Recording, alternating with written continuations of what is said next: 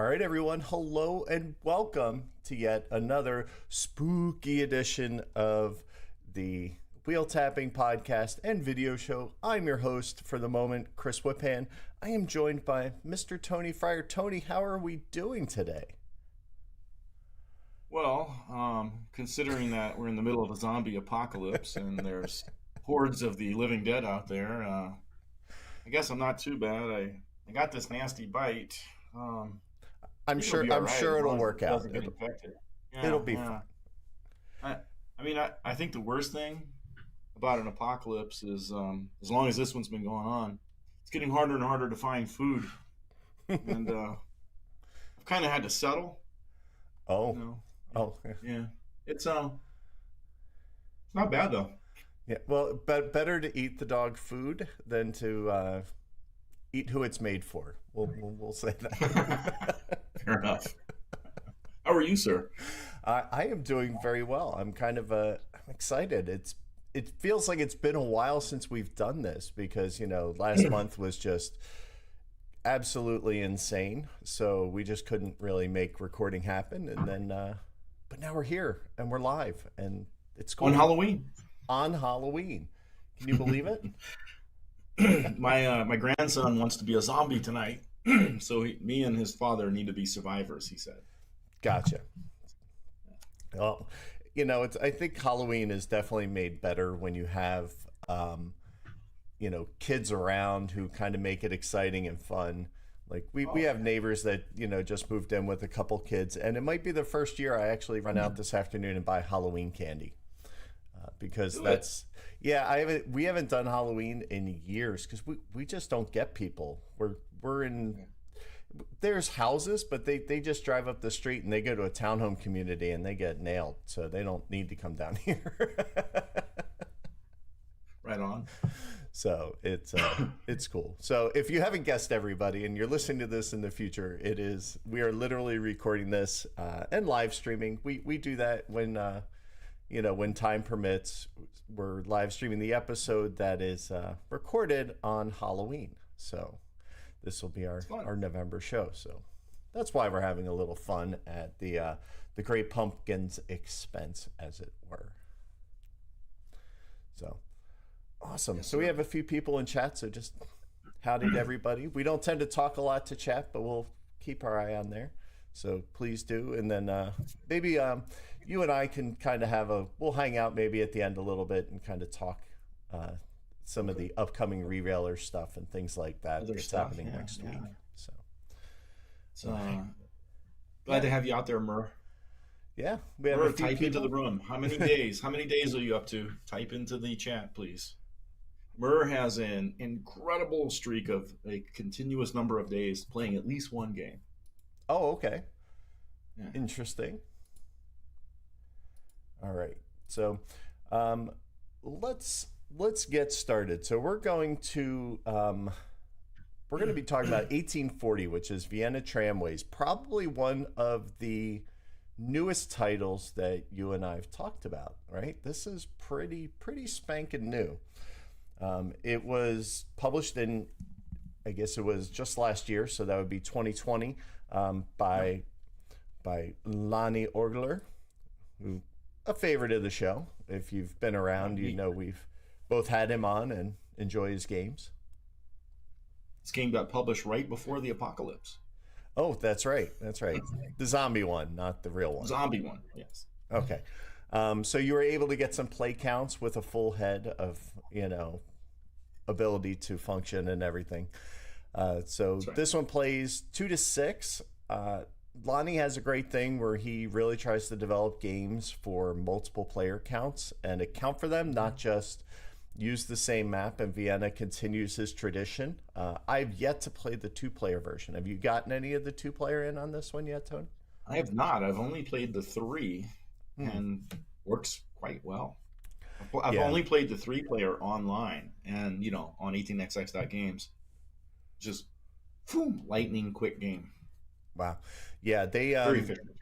it fits that nice school night game category, right? Like they're not super long. They move along pretty fast. And I definitely, it says length playtime is 3 to 5 hours. I would argue it's probably about an hour per player. I think that seems to be about where I'm kind of landing on it. So like our games, we tend to run 2.5 hours with 3 players when we've played. So I think that's pretty cool. Yeah. But there's some pretty big differences this time around. So some big ones, some big ones too. Yeah, some big ones. I need more coffee. Tody's the morning guy. He likes to get up early, and he's 2 hours ahead of me. So I really have no excuse. Oh, it's 8:24 here. I'm practically ready for lunch, boys and girls. I mean, you're up early. You're already in costume, and I struggled to put an orange light behind me this morning. Like that's literally, that's my life. But it is what it is. All right.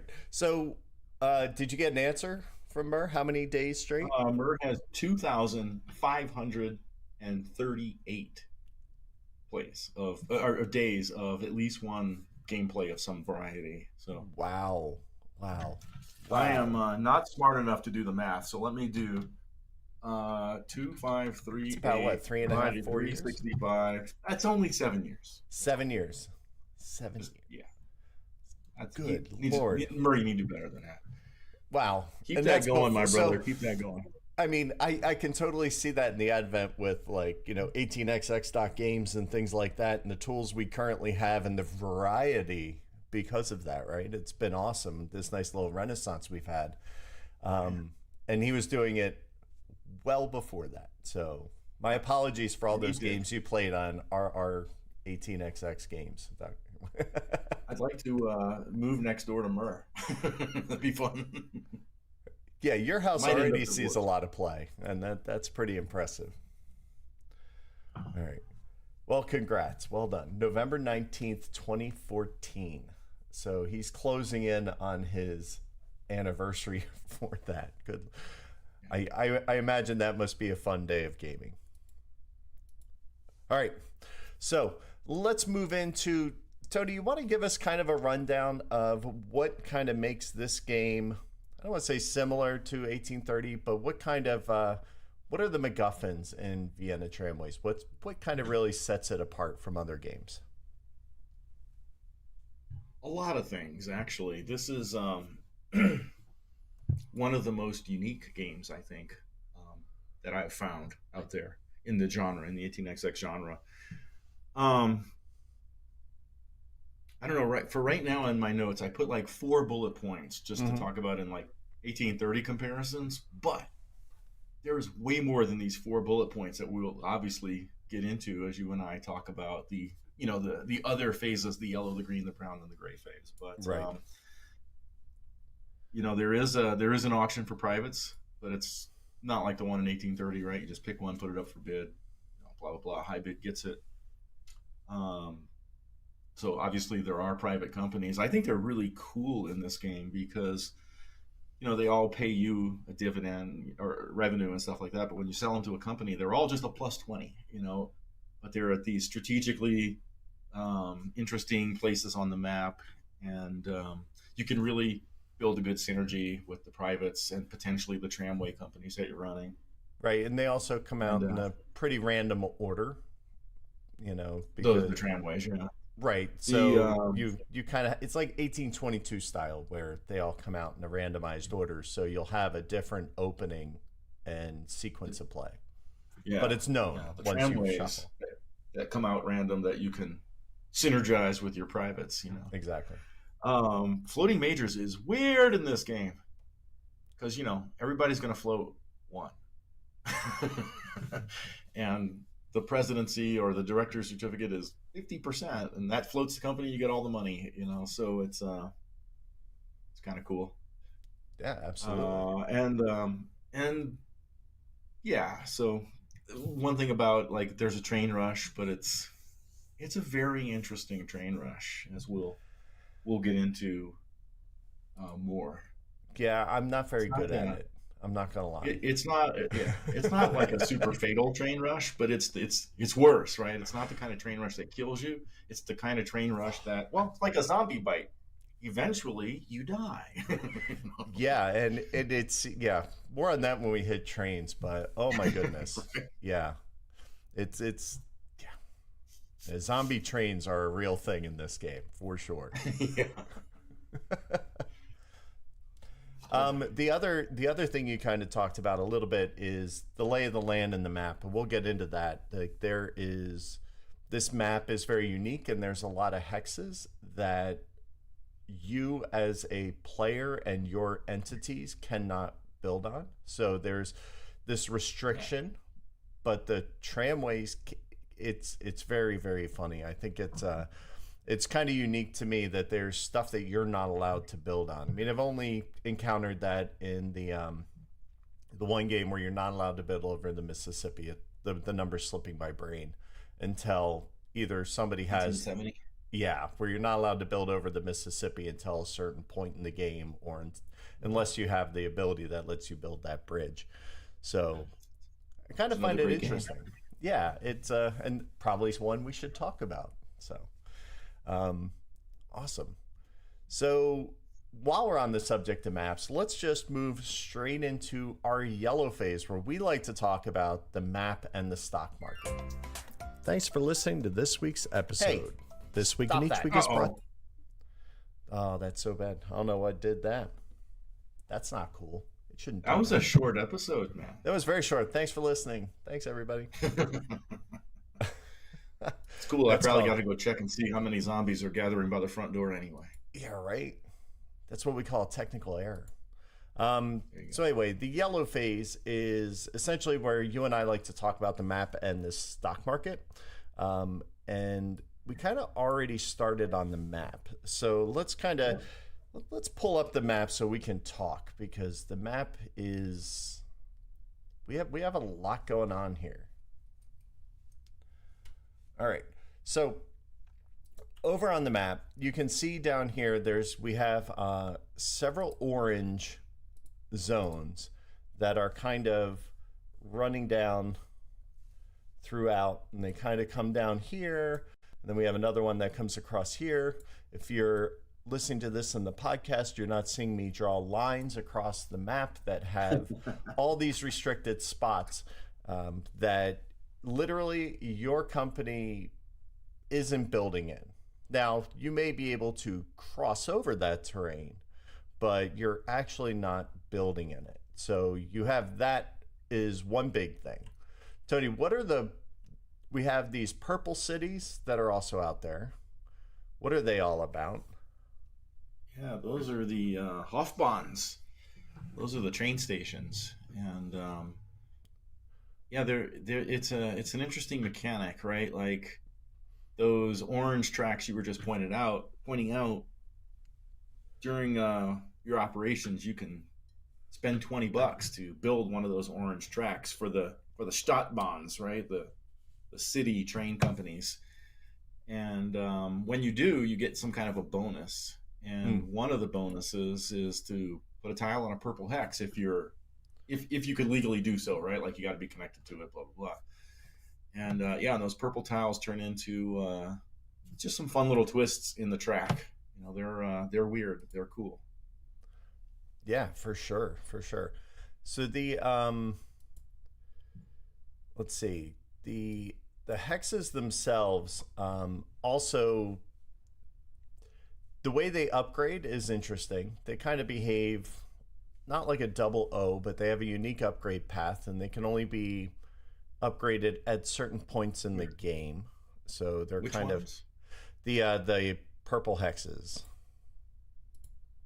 Well, they can only be upgraded they only can be laid when someone claims that purple hex action. That's it. Right. And they don't always all get laid, you know. It's like if I cover up a purple hex action, don't lay a purple hex, well, it's not, that purple hex isn't going to get laid, you know, so. Exactly. The OO tiles are like right there in the middle where that company number 3 starts. Those tiles are a mess. They're good fun. The one thing about this map that you can't really tell by looking at it is those plain hexes. Mm-hmm. Those are when there are no plain track tiles. Those are actually towns, doinks.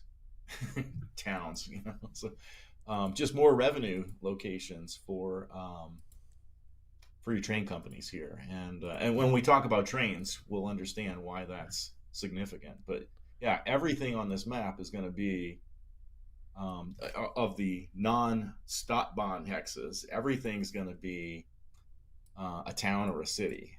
The Stadtbahn has some plain track. Right. Okay.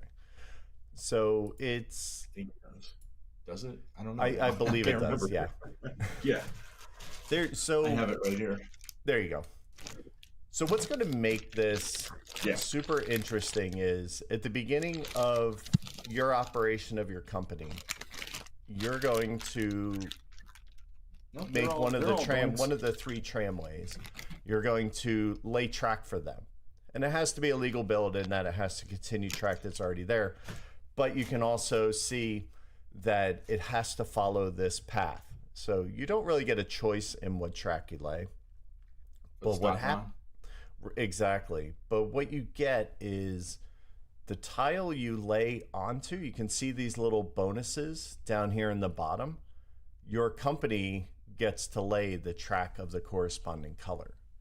So if you do it right, you can really, that's how you get some good track going early that maybe other people can't, right? Like, because you can get access to that green tile before somebody else gets it or things like that. And I don't believe you're not restricted by phase, right, Tony? Yeah, for sure. You are. Normal rules apply. But yeah, the bonuses, this part of the game feels kind of Euro-y to me, right? Like, I'm gonna lay this track and get a bonus that I can maybe combo into this and stuff like so which is perfectly fine, right? It's a wonderful mechanic. But there's different kinds of bonuses, right? You can lay a purple tile like we just talked about. Mm-hmm. You can lay a red tile, which is one of those 3 in the middle.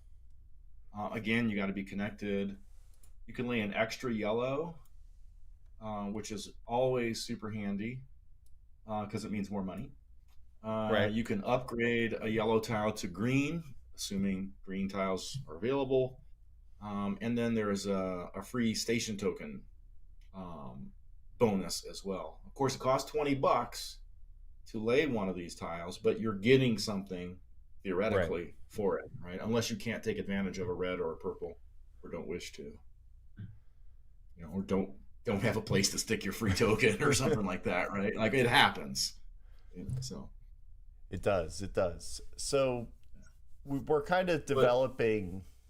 You're kind of developing 2 things at one time. You're developing these 3 public tramways at the same time as you are 4 public tramways. Thank you. There is a D. I forget about that. So you're developing these at the same time you're developing your own companies and the minor companies that are into your major company.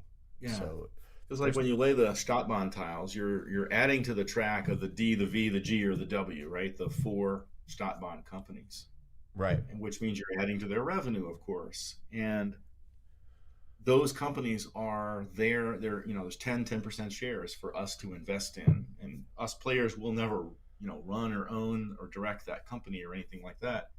We're just investors in the Stadtbahn. So when I'm placing track, what I'm trying on the Stadtbahn loop there, I'm trying to get actions that help me, but I'm also trying to build revenue in one of the companies that I may be invested in, and hopefully not the one or ones you're invested in. But because players can cross, and it gets fun. Yeah, and I think there's something there too, right? Because you can start to own these companies, and there's something about owning a company that is a known performer, because you know what it's going to make. You are going to lay a tile for that. People can't hose it. They might not help it and advance it if you're the only one doing that, which means you're just going to make it grow a little slower, but no one's going to dump it on you. You can, in fact, hose it, but we'll talk about that in the Shenanigans. Okay. I haven't encountered it being hosed yet, so I'm curious to see. I mean, wait, you've played with me though, right? I have. It must not have been the game. And you played with Nick. You had to have experienced this. So we'll get into that in the shenanigans. Maybe I'm just misremembering it because it's traumatic and I'm trying to block it, which is highly For sure, man. It'll come horribly rushing back to you. Oh yeah, that moment. One interesting thing to point out is that, let's see, I want to pull up your notes because all the track here is you basically have to pay for it, and every hex is either a city or a town, correct? City or town. Yeah, which definitely makes for interesting builds, but the way trains run. What? Now you're getting into trains. Slow your roll, baby. Well, and we'll get to that in a second because I don't want to transition quite yet because we do need to touch on the market briefly. Exactly. Well, I also want to touch on those 3 red hexes. They're not through hexes. Each one of those is a terminus. Oh, so that's a yes. place where routes can start, right? And you see those buildings on there. There's 3. There's private companies that would allow you to get a bonus for those already, very rich red areas. So it's one of those areas in the map where it's like, oh, I don't own a red private and you do. Cool. I'm going to take this red action hex right here and, oh, sorry. Next. Yeah, you have a dead side. Yep. Right. No, I'm not going to place it. That means, the chances of getting those red hexes into play then decrease, right? Just because you have a red hex private doesn't mean you're going to get a red hex tile. So yeah, there's some timing and some tragedy to be done in that area too. This game is chock full of tragic track for sure. I definitely it just feels like, look at the tile set, because generally speaking, what you want, 50-50 chance it's there. There's definitely some unique shapes. You can never merge with one of the publicly run tramways. You can only ever cross those tiles. Yep. So you can never. Cities. Yeah, you'll never be able to use them. Almost like a river, if you will. Yeah. You cannot run the Stadtbahn track. Only the Stadtbahn runs the Stadtbahn. Exactly. So it makes for this. There's usually a lot of places where track goes to die because you're trying to get across, and then somebody's like, I don't necessarily want you to join up, and then, tragic track ensues, and that's where. So getting onto the market yes, itself is not super exciting. It's a pretty standard market. Nothing too flashy, but where I think this one gets super interesting, and Tony, I want you to talk about it because I know this is one of your absolute favorite parts of the game, and that is there's always going to be one stock round and 2 ORs, correct? So at the end of the 2 ORs, you have decisions to make, and that's where you come in. Yeah. I love this mechanic. I've long had an idea of doing this mechanic. Lonnie, you did a great job with this mechanic. When we get to the fields, there's one thing I'd do differently, but so when you're operating, you just pile the revenue of your tram lines onto your charter, and then there's a time to which you decide how much of that revenue you're going to pay as a dividend versus how much of that revenue you're going to slide into your company treasury so that you can use it for expenses.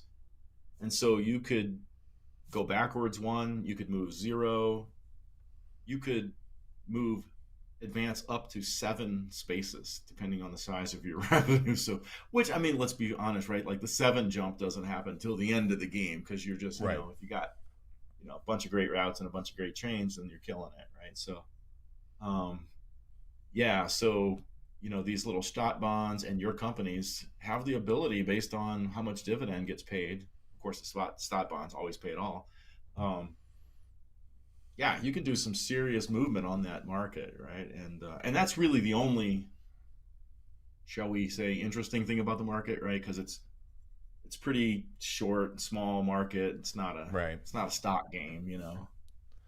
Right. So But it's that manipulation, and there's trying to decide the balance between, because when you think about it, you're usually always withholding some amount because you need money in the company to advance the Strasbourg. terrible.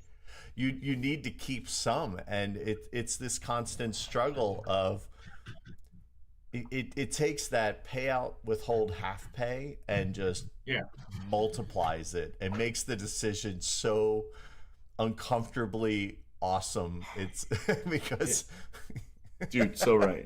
I hate it. Love it. yeah, exactly. I hate the decision itself because I never make the right one, but I love the decision space because you know, and 18xx games, this is this is represented in a chart, and it says, hey, if you pay X you jump Y, if you pay X you jump Z, you know, like it lists it all out, and it's very tempting to just keep going down and paying as much as possible to get the biggest jump, but then no money in company bad. Because Hey, there's loans. there are, but Lonnie loans don't tend to be super nice in my Well, you experience. know, So I don't know. it's I'm yeah, tempted to try one out. I've only played 5 times, but I'm tempted to see what the loans are like. You know, because I can't remember what the rules are. Most Lonnie loans are like 50% revenue or interest and stuff like that. I don't know what they are in this game, but I'm tempted to try that out. Just pay, pay, pay, pay, pay. Okay, buy a tram with a loan, figure it out. right. So speaking of the trains, I really think we need to kind of move on because you're going to need money Good. for not only laying track, but we also need for trains. Do you have anything to add before we move on? No, sir. All right. Let's see if I can get this transition right. Ha!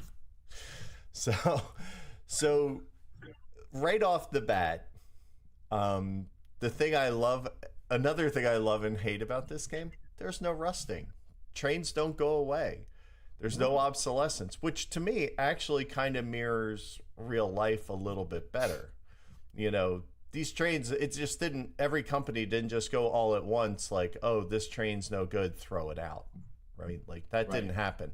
They either went to smaller companies or you know, maybe they got scrapped and they got a couple bucks, but I think, you know, the typical Rust schedule that we're used to isn't really indicative of what actually happens. And I think this game kind of replicates that in a very, very cool way with no, they don't rust. No, the trams never rust. They might get refurbished, they might have things, but they don't actually go away.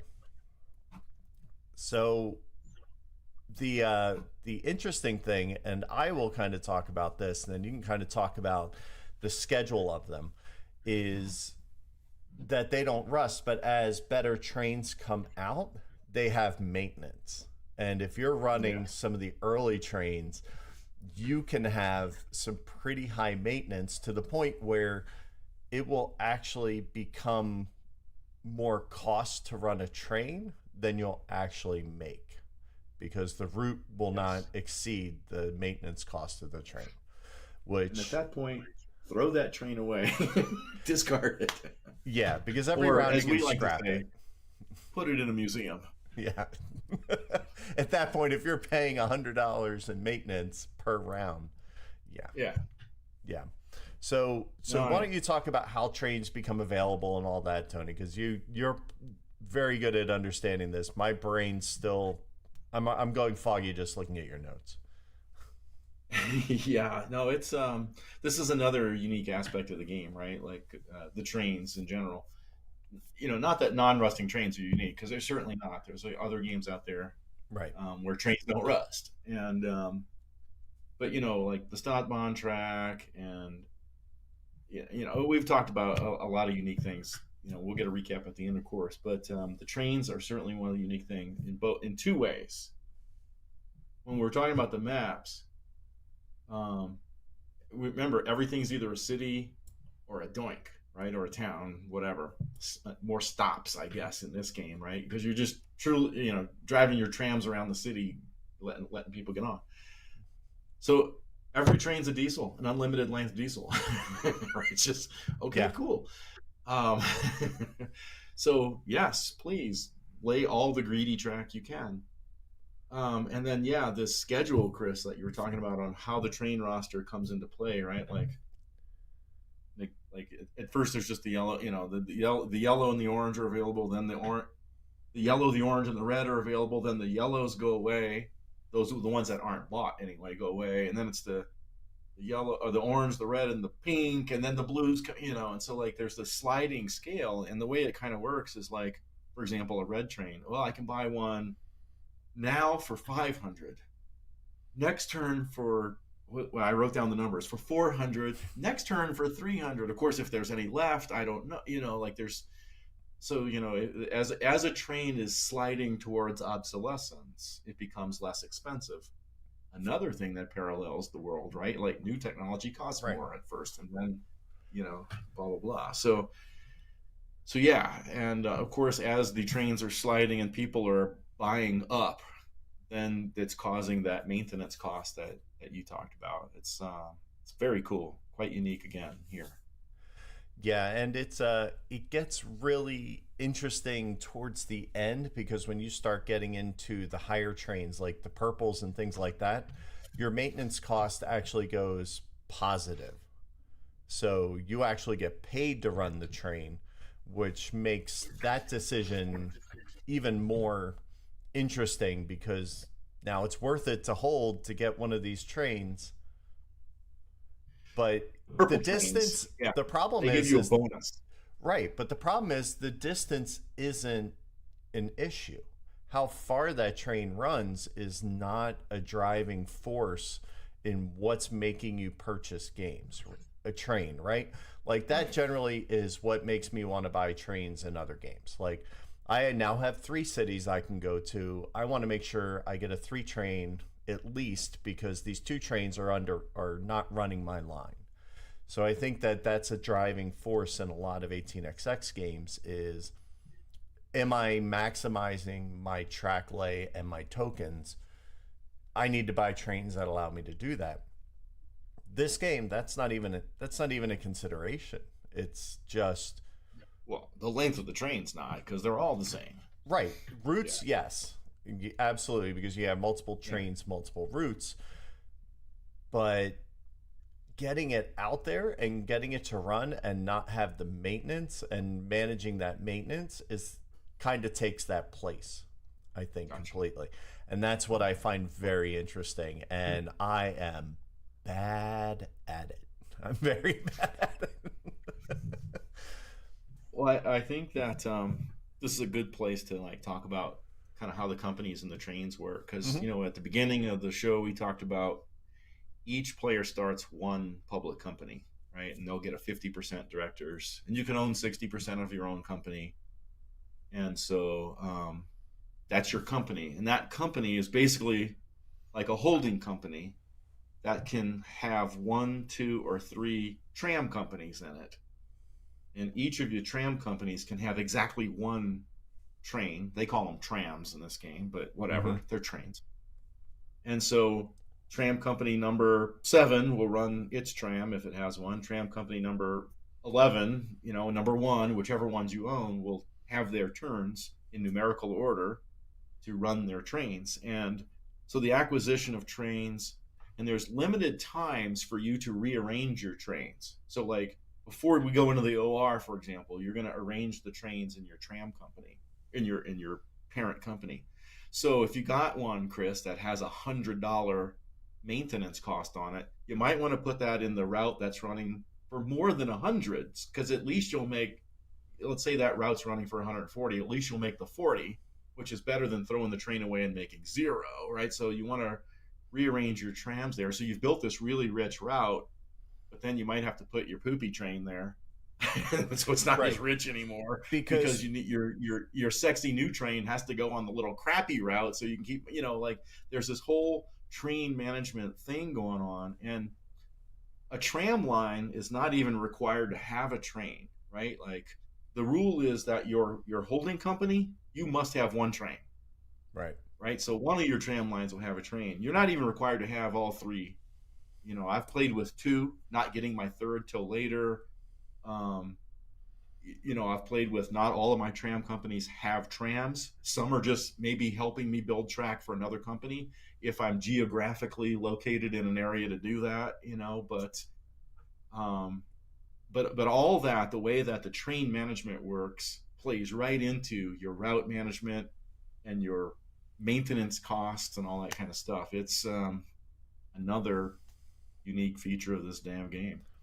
Yeah, and you did touch on one thing important in the middle there, and that is that the maintenance cost is taken at the moment of the run. So it's not like you lump Right. everything together and then pay your maintenance cost. It you actually have to do it then. So yeah, you're right. You can absolutely have an issue with that for sure. Totally. I And frequently do, sir. yeah, and it's like sometimes you'll have an at the end of the game, you're just trying to get money out of your company so that you can have some capital. So you might even have one of your three companies not even have a train, and you're fine with that because it's still building track or it's advancing and it's moving, and you just don't want to hold to spend that big nut for a train. You just might not want Yeah. to do it. Absolutely. Um, let's see. Trains usually drive phases in games, right? Like, oh, Yes. someone bought the first green train, the first brown train, stuff like that. This game has a fixed number of turns. There's a certain number of stock rounds, certain number of operating rounds, if you will, and they call them different names here: company Mhm. rounds and rounds and stuff like that. But so everything progresses on a fixed schedule. So the trains, you heard us say they're yellow, red, orange, pink, blue, right? Like purple rather, yeah, whatever. They're not, the trains don't drive the phases, right? So like the first set is in yellow, then the next, I think it's two or three are in green. It works like that. There's a fixed length to this game. You know exactly when it's going to end and when you need to accomplish things. But the trains and the phases don't drive each other. No, and it's definitely takes a lot of getting used to because we don't things are just available as they become available, and it's on a schedule throughout the game. So like as the train roster moves, so you can pre-plan and you can look ahead and you can know what's going to be available. Doesn't mean you're going to Yeah. have a great result. So very cool. Anything else you want to touch on trains? I think we kind of covered it because there's a lot going Yeah, I on mean, here. trains is kind of a very critical part of this game, right? And that was the right place to talk about phases. I mean, all the different challenges. Yeah, Yeah. trains are the highlight of this game, man. I'd agree. The only other thing is just kind of talking about the publicly run companies, the four of them. They don't pay a maintenance. They just run a train. That's it. They just Yeah. right. So it's So nice as you and build that easy. track, it gets better. Yeah, you're not doing any 61 managing of anything. It's literally just calculate the route, pay out, you're done. So they Yep. don't have to. You don't have to manage a train within them. They can't buy trains. They can't move anything around on you. So that's important. But with all these new levers, Tony, has to come some shenanigans. So, Shenanigans. so with that, let's bring on our brown phase, which we like to talk about shenanigans. And so, so if nobody can own, like, the way the big companies can't be dumped. So it's not like you can move around big companies. Those other trams can't get dumped, So we one of the big levers that we like to see in games, uh, Right. it, it's not even there. A train rush, technically. Trains don't rust, and I can't dump a company. I can It's- only own one, and I can't get rid of it. It's like, what's going on here? yes. So the shenanigan levers have been completely modified and changed and removed in some cases altogether. So so what's left? What headspace do we get to play in that kind of makes you want to do this? Well, let's go to the thing we delayed to talk about, right? Like, Yes. how do you hose a stock bond company? Well, Chris, I see that you own 5 shares of the W. Mm-hmm. Cool. What I'm going to do is remove. So, oh my God. Here's the key part of this shenanigan. There's cities and doinks all over the map. Every train is a diesel. You only get paid for the doinks and the cities where you have a token. So if you don't have a token, you can cruise right through if it's open. You won't collect any revenue, which is not a standard rule, right? Most games, 99% of them, hey, if you hit a city, you get the money, right? Mm-hmm. Not true here, right? So you only get paid for the places that have tokens and that are towns. So, Chris, I see you own, 5 or 6 shares of the W. I will just, on my turn, pay some money to remove this W token. You're welcome. Because your revenue just dropped a little bit, right? And then there's mechanism in the game for I could actually replace that token with one of mine if I'm connected, blah blah blah.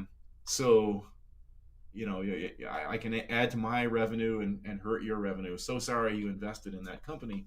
And so what we end up seeing happen when players are feeling feisty is stock bond tokens in our plays tend to go away. Okay. Yeah. It's probably not one all of those. of them, et cetera, but like, and you can't get rid of all of them. There's the home ones you got to keep around, but you can take out, a couple of tokens each, and it just makes it not as lucrative. Right. And that's something that you can generally do later in the game as well. So it tends to. It costs money, and money's important. So, Right. You want to be a jerk sensibly. Yeah. Don't chop your nose off to spite your face, kind of a thing. Exactly. So very interesting. I think it definitely can cause some tightness. I think the huge shenanigan is, there is a train rush in the fact that it's pushing other people to have to either make the decision to invest in more trains or to keep it down, right? So while there's no quote unquote phased trains, and it's not tied to the track you're able to lay and all that stuff as tightly as in games we're used to, I think you still can push those trains and get the next better color. Like spending $100 more to get a better train, that can hopefully cause pain to somebody else. That tends to be a big decision in this game, and that's like one of the bigger levers. Can you kind of rush to make them have to pay for trains? They don't rush, so they're still running and making revenue, but that pain gets more and more and more. And then before you know it, you're like, oh, wait, I don't have any money left. And now I'm kind of hosed. So you look at like Murr's comment here in the chat, right? Then you get that one person who's been piling up a big treasury and buys that shiny new train that just came out and drives your maintenance costs through the roof, right? And everybody groans, don't do it. Come on, you jerk. And they're totally going to do it. Like, don't assume they won't. They're totally going to do it. They're in it to win. They're betting that the lack of share price increase and lack of dividends will be less than your lack of the same thing when they make your trains expensive, right? So one thing we actually kind of failed to talk about, Tony, was capitalization at the beginning. We talked about it. We did? 50%, you get all the money. Done. There you go. That's it. Because that can be important in how you get late money in the game. It can definitely bring some money in for another company. What? Right? You only get one company that you start at the beginning. That's it. Sorry. My brain's farting. The only only way to late get money money is is to 40. hold. Right. Hold. Thank you. Yes. My bad. My brain was somewhere else. I was thinking as it I tends put to this do. under shenanigans, but like tokens, because you only get paid for tokens. and the tokening can be very, very tight in this game. Hmm. So like put your tokens down and they get gradually more expensive, 40, 60, 80, 100, so get them out there, chew up your treasury, and each company's got a crap ton of tokens to put out there. It's not like you have three. No. Each tramway has got, 6, 9 tokens. I can't even remember. I got to chart it over Anybody here who's somewhere. bought this game and has had to sticker it knows it's a lot of tokens. No, yeah. So like, I think it's 6. I think each tramway's got 6 tokens. So like my holding company, I could have as many as 18 tokens on the board. Okay, I could never afford to get 18 tokens out there, right? But the point is, there's going to be a lot of tokens in play, and you better get them out there while you can, because otherwise, you might find your route truncated or having to go around the big revenue places. Yeah, it's definitely a war of tokens because you need them. You need them to pay. You need them to run your lines. You need them to kind of put your foot in the door. You need them to do everything in this game. They're huge. Yeah. Many a time I've gone and either been hosed out of a token spot or failed to put one somewhere or need to lay 2 and you can only lay 1. So I mean, to me, that's the core of the shenanigans, right? It's like tragic tokens and tragic trains. yeah, I'd say the tragic trains, because that maintenance cost is. I like the fact that things don't rust because it kind of mentally puts this pressure off you, right? Like you're like, oh, I'm not so worried about the bill, but then as time goes on, you're like, oh no, yeah. This is bad, and then it just kind of snowballs. So being able to kind of trigger that feel in somebody else, you're doing them a favor. Trust me. yeah. It's like I said, it's the train rush isn't fatal at first. It's a zombie bite. It's like you just start feeling sick, and then eventually, you didn't win. Yeah, and it's very easy for people to slow play that. And be happy running what they're running. I'd say don't let people be comfortable if you're playing this. You need to kind of move that needle a little bit. You need to because you're going to need to buy trains as you add new companies into your parent company portfolio. You're going to need to buy trains, and so you're constantly having to do it. So, make it hurt someone else a little bit. Push those trains. Cool. Well, I think we kind of started talking about it already, Tony. So let's kind of roll into the feels. Sure.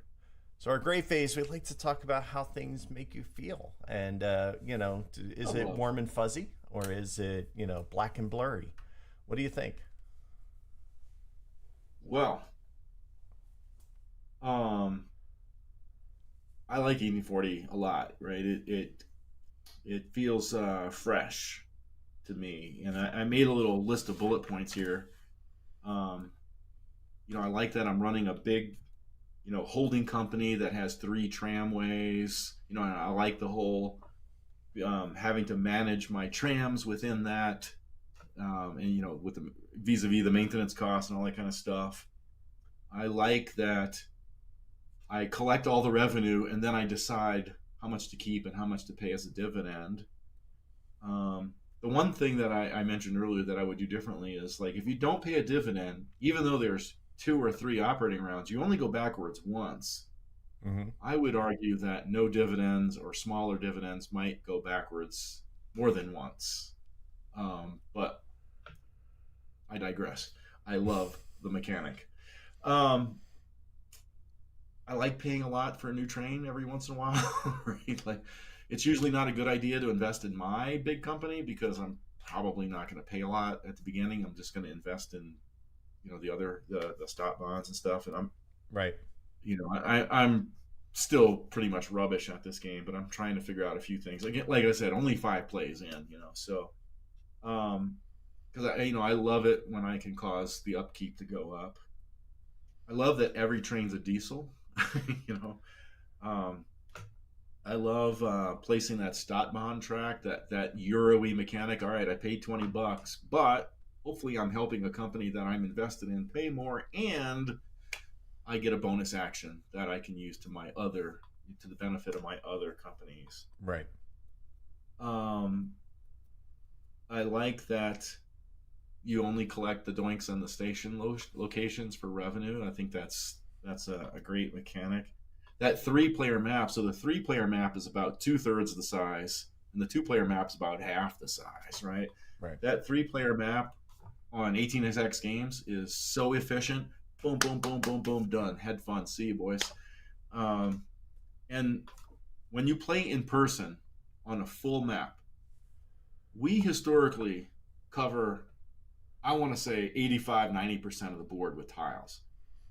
It Absolutely. looks absolutely friggin' gorgeous. It is just a beautiful board full of tokens and track and everything like that. But here's the gig, right? Like, I skipped this Kickstarter, I love Lonnie's games, but I've been kind of cooling on them lately, some of his more recent stuff. Mm-hmm. And so when this came out on Kickstarter, and his other one, 18 Mag, I didn't back him.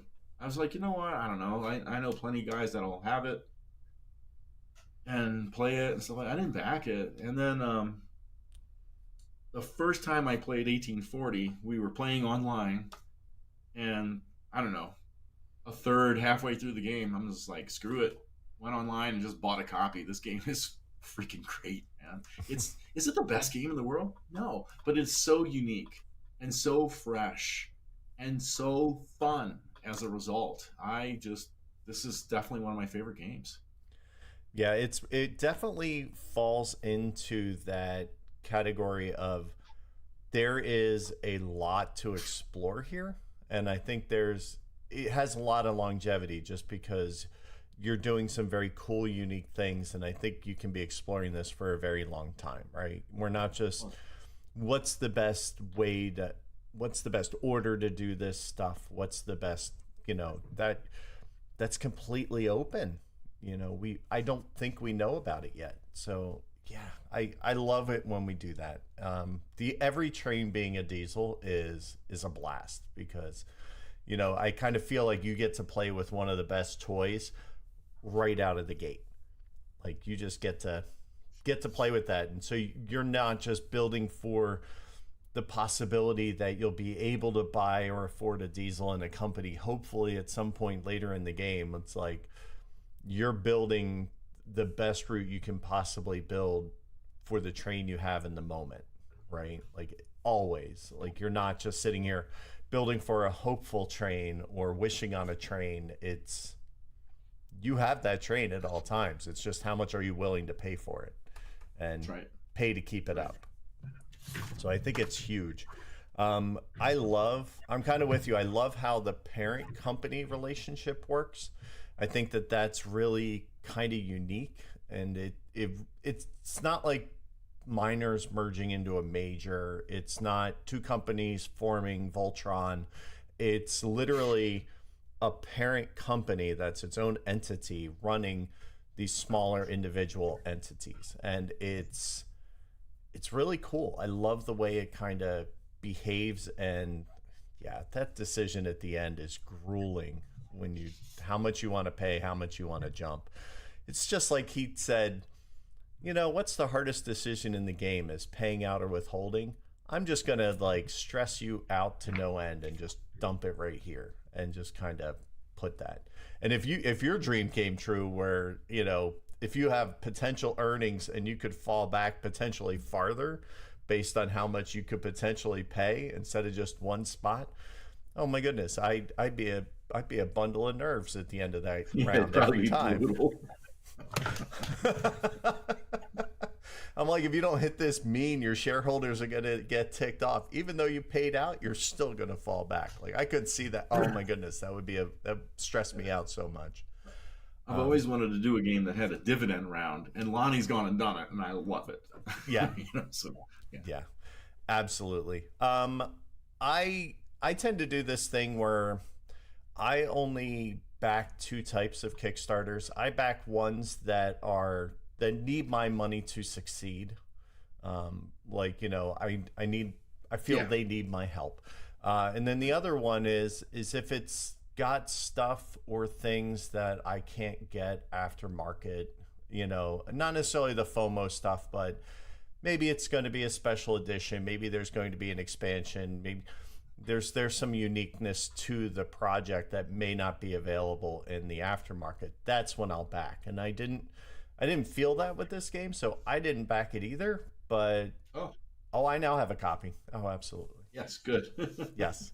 And it actually came from Lonnie. He sent it. So thank you very much. Awesome. And I've stickered it, but I need to play my physical copy now. So maybe that's something we'll do. Exactly. Cool. Anything you want to add to feels? I'm loving it. No, sir. Yeah. So as you can tell, we like it. It's fresh. Is it for everybody? Probably not. Like there are people who, if you want a stock game, this is not going to be for you, right? Like definitely not. So Mur said he backed for 3 copies, so he's got us covered. Good. Thank you, Mur. Mur, have you played the mag 18 mag? Is this going to be the same thing? Am I going to have to go buy it when I play it? Please let me know, sir. Let me know in the comments. All right, so let's move on to our priority deal. So Tony, do you have a little pack of Vienna sausages laying around? No, but I do drink coffee when I play this game. Okay. I imagine I'm in a Viennese cafe. No, I'm kidding. Well, there's no real priorities in money order and stuff like that. So there's no real priority deal marker. I mean, it'd be great to have some little model European trams or something, but they would just be decoration in this game. Always. It's always in money order, so you're never really, you're not passing based on the person, so it doesn't really make a lot of sense. But boo. I think nice Viennese. Vietnamese coffee is also delicious, sir. It is, but it's something completely different. Completely different.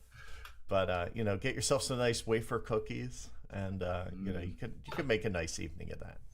Absolutely. Cool. So I think that wraps it up. I think I think you have our feels. I think you have everything that we enjoy about the game. So I think we're gonna call it done. What do you say, sir? Excellent. We need to go out and trick or treat and get some candy. I will say, Tony, did you trick or treat as a kid? Oh, absolutely. What was one of your most memorable costumes? Do you have one you remember? Like I did the ghost many years because I was always lazy. Always lazy. That's funny from you because you are not lazy. There are things I'm lazy on. Okay. And I always get this image in my head that I want something to be, and when it's not like that, I get mad. So yeah, there's all that. No, just I don't know. Don't really have any memorable costumes. But I just on Friday turned 57, and thinking about when I was a kid doing trick or treating.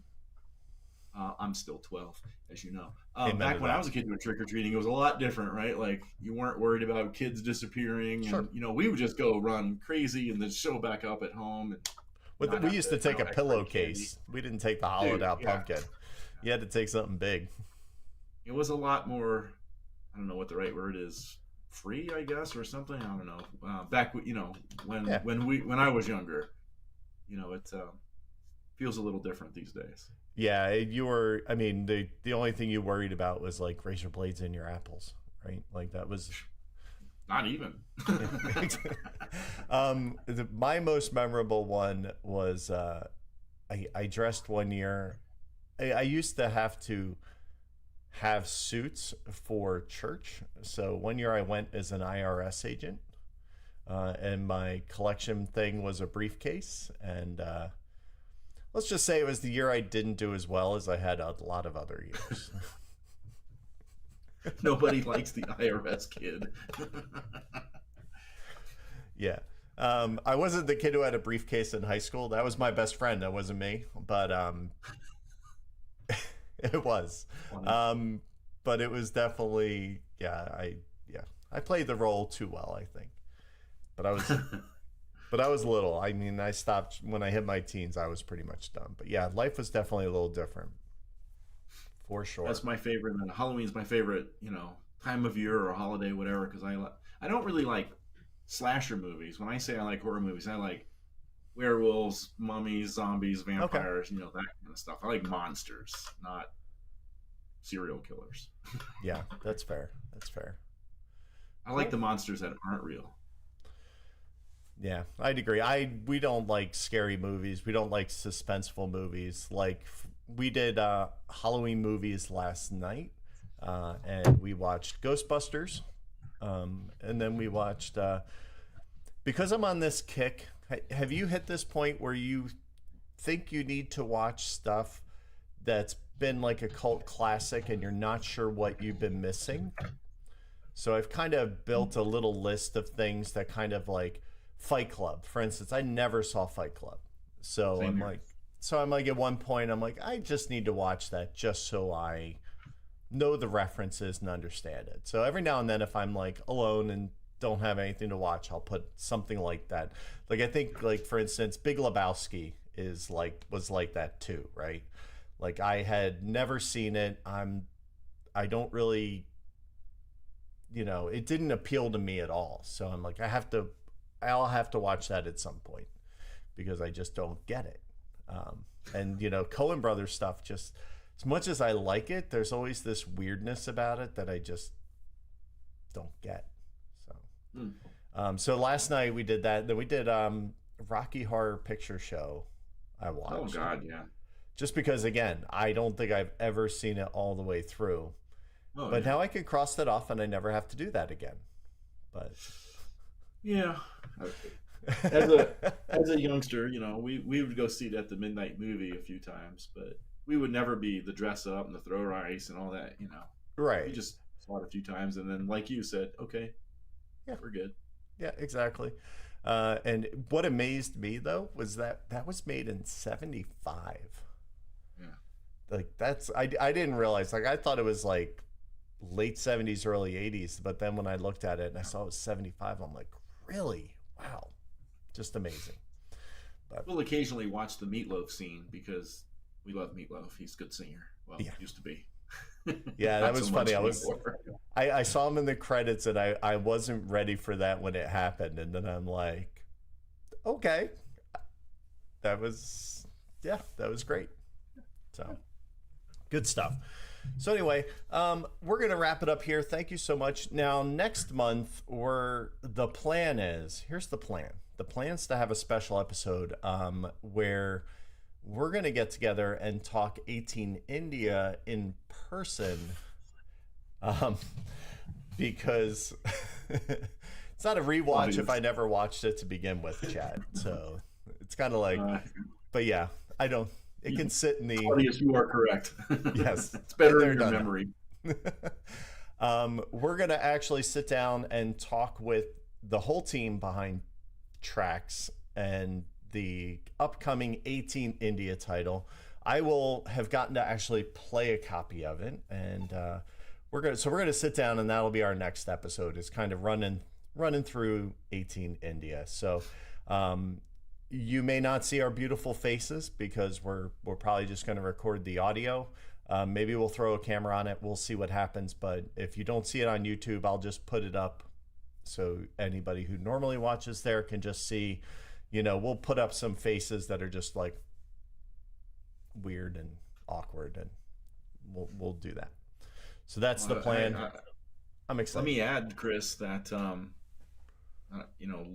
people out there in the world, Chris is actually the graphic artist for 18 India for GMT, and he has been working feverishly on the game. Has completed the map. So, and Chris, I printed it. We will be playing on your map. Oh, at Tracks. How's it look? It's beautiful. It's beautiful. Yeah. Yeah. So if you haven't backed 18 India, go back it, because this bad boy is going down the pipeline, and we're gonna get it printed. So go back it. Heading down the tracks, as it were. The tracks, yes. See, it works two ways.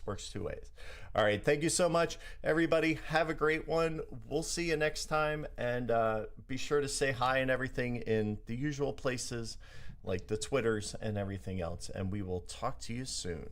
And with that, here comes the outro. Thanks for listening to this week's episode. This Week in Each Week is brought to you by Game Toppers. Upgrade your gaming experience at GameToppersLLC.com. Chris and Tony would love to thank all the patrons who contribute to make this show possible. Your support goes a long way to maintaining and upgrading the show on a weekly, monthly, yearly, or whatever basis.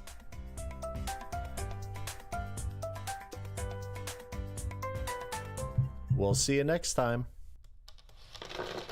Punchboard Media, where we all bring something to the table. Pull up a chair At punchboardmedia.com.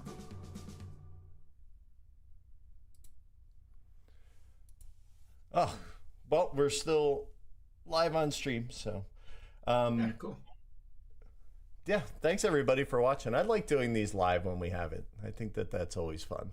Yeah, I mean, it is fun, interacting with a couple of folks out there in the chat. It's Yeah. And It's because good. we do it in the morning, we can get some European visitors too. So and we did, So somebody said, good morning from Germany. I saw that. Yeah, Sven, right? Yeah. So yeah, Murr, I think he's down in like Florida or something. So I mean, right. Thank you, Fritas, for the map is amazing comment. I hope so. It is. It's been a labor of love, and it's not yellow, beige, red, and green. There's no pastel colors. There's no pastel colors, and there's no old school P&P colors. I would say I tried to make it Claudia something. Salsa. Yeah. Oh, cool. Awesome. Yeah, it's going to be cool. I'm excited for it. Yeah, man. Awesome. Yeah, I can't wait to have you play it, sir. I really can't.